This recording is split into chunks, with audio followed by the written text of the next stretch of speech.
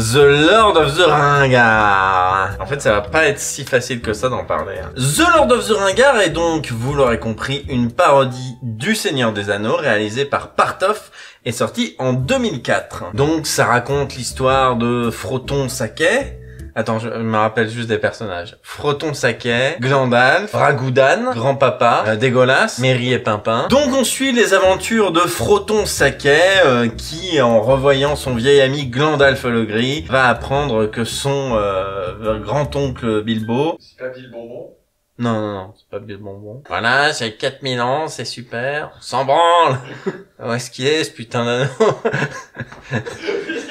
Où il est, ce putain d'anneau? Ah oui, le voilà. Je vous fais un petit tour de magie pour fêter ça. Vas-y, papy. Là, vous me voyez et... Ta-ta-tam, vous me voyez plus.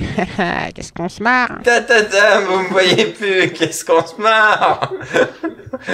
J'ai envie de la réécouter maintenant. Ah bah oui, forcément. Donc on suit des aventures de Froton Saquet dans une quête que lui a confiée son ami Glandalf le Gris et dans laquelle il s'est lancé avec Sam, Merry et Pimpin, à savoir détruire l'anneau unique et le protéger du grand méchant Ragoudan. Et pour cela, il sera accompagné de Ralacorn, Gremlin et Dégueulasse, je crois. Il y a pas Sauron aussi? Salcon, je crois qu'il s'appelle ça. Non, Sauron. Saumon! Je crois que c'est Saumon. Saumon sur les terres du Merdor. Oui.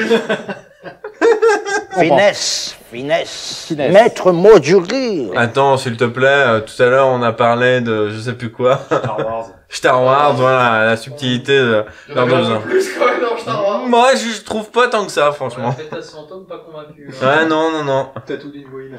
Tatou d'une Gwyn. Donc, Lord of the Ringard, on est clairement dans ce qu'on appellerait, avec des termes polis, un produit de son époque, donc c'est 2004, on était encore dans la première génération de saga MP3, on était vachement dans les parodies, à l'époque c'était majoritairement du médiéval fantastique et de la science-fiction, donc là on était dans la période Donjon Buck, il y en a eu pas mal, des parodies du Seigneur des Anneaux, il y a eu le Seigneur des Poivreaux, le Seigneur des Pavots, mais Lord of the Ringard c'était celle qui se détachait un petit peu du lot, parce que elle avait un humour vraiment palpable entre guillemets. Disons que l'humour ne se limitait pas aux parodies des noms et des lieux, voilà, oh là là, le Merdor, Glandalf, Ragoudan. Il y avait de l'humour au-delà de ça, quoi. File-moi ton anneau, allez, donne. Il est bourré, je suis sûr qu'il va le revendre. Bilbon. Ouais, ça va. Merci. File-moi aussi tes pompes là, elles sont cool. J'ai pas de pompe. Ah ouais, t'as raison. Ça reprend les événements du film, évidemment, on part pas sur sa propre intrigue, comme Death Pen, mais les événements du film ou du livre, selon ce que vous aimez, sont habilement retranscrits, les situations sont cocasses et les personnages jouent de manière un peu désinvolte. Voilà, on est dans la désinvolture entre Donjon Buck et Camelot, avec les personnages qui ont la voix nasillarde et qui sont en mode donne-moi un pépito, mais t'en as déjà 3 dans la bouche, bah ouais, ça fera 4. Dis-moi Sam, t'avais pas mangé du flageolet toi hier? C'est l'alcool qui parle, monsieur Froton. Ne vous laissez pas dominer. T'es vraiment un gros sac.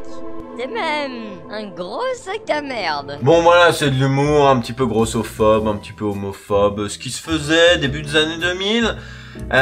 Et puis techniquement voilà, c'est assez médiocre, ça vole pas bien haut. J'envoie mes troupes sur le champ. Non mais en fait c'est pas sur le champ qu'il faut que tu les envoies, c'est à l'affre de Helm. Définitivement je peux pas recommander la saga. Ce serait de la malhonnêteté intellectuelle de vous dire c'est vachement bien écouté. D'autant qu'elle n'a jamais été finie, on s'arrête je crois au début du 3e épisode. Après personnellement j'en garde un souvenir plutôt positif.